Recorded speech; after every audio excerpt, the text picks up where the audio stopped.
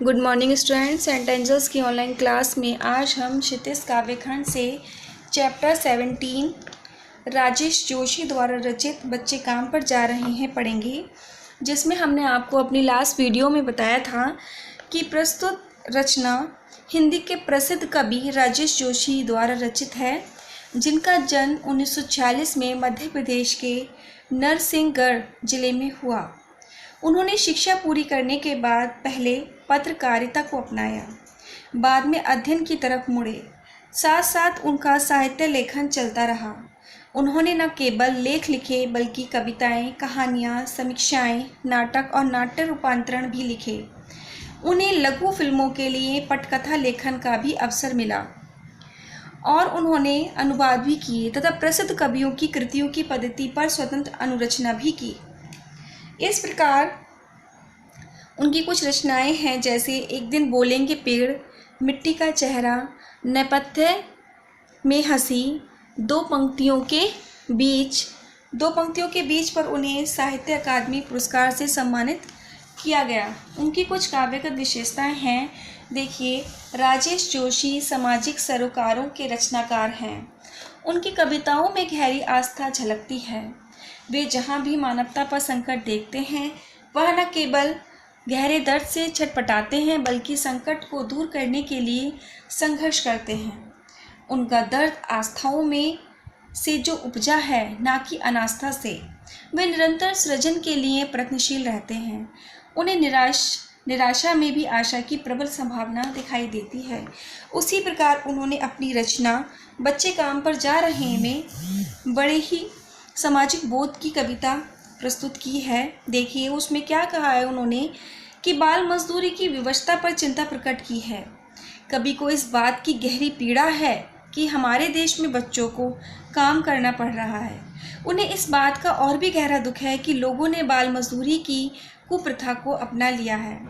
अब उन्हें कोई दर्द नहीं सालता, कोई दुख नहीं होता।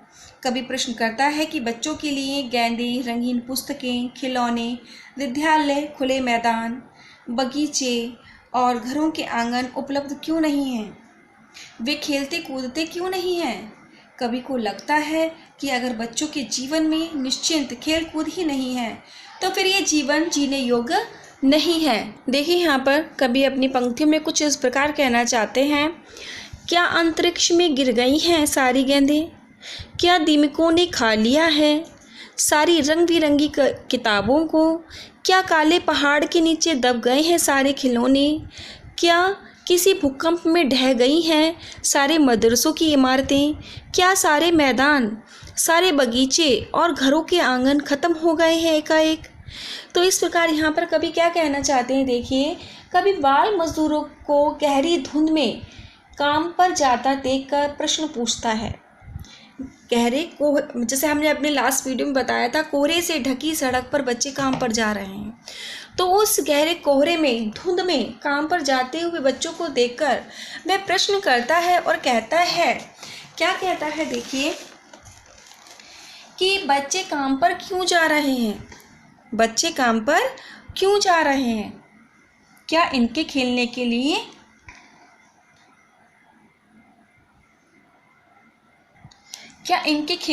कोई गेंदें नहीं रही हैं? इनके खेलने के लिए क्या कोई गेंदें नहीं रही हैं? क्या सारी गेंदें आकाश में गिर गई हैं? क्या अंतरिक्ष में गिर गई हैं सारी गेंदें? क्या आकाश में सारी गेंदें गिर गई हैं? क्या दीमकों ने खा लिया है? क्या इनके लिए रंगीन किताबें नष्ट हो गई हैं?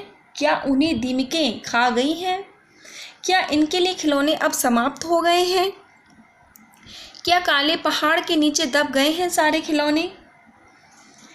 वे किसी काले पहाड़ के नीचे दबकर नष्ट हो गए हैं? क्या इनके लिए कोई विद्यालय नहीं रहे हैं? क्या किसी भूकंप में ढह गई हैं सारे मदरसों की इमारतें?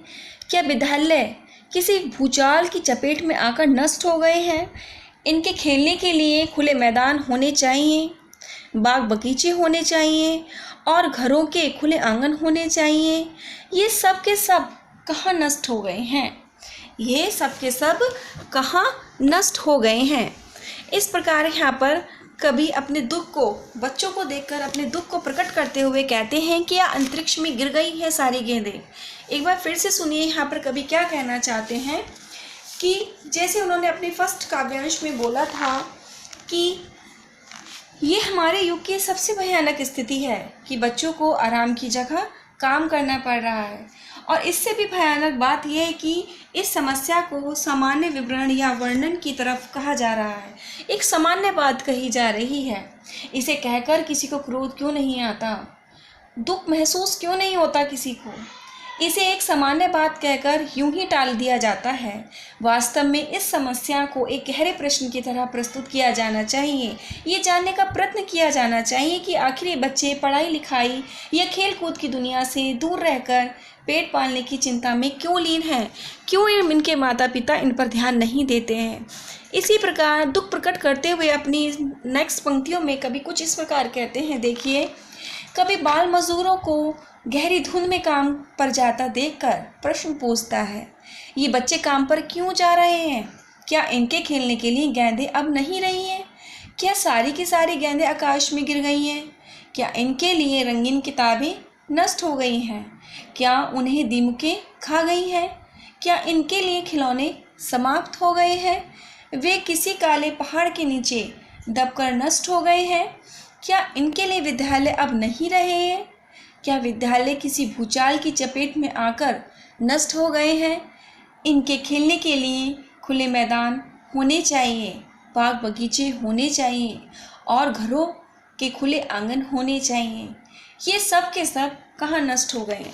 तो इस प्रकार कवि ने अपने काव्यांश में बताया गया है कि उनके खेलने के लिए, उनके सुखद भविष्य के लिए क्या क्या चीज़ें होनी चाहिए, उनका उन्होंने वर्णन किया है। बड़े दुख के साथ कहा है कि वो सारी चीज़ें कहाँ नष्ट हो गई हैं, इनके साथ ये सब कुछ होना चाहिए था। इनके लिए स्कूल, विद्यालय, किताबें वगैरह सब होनी चाहिए थी, वो सब कहाँ गई हैं?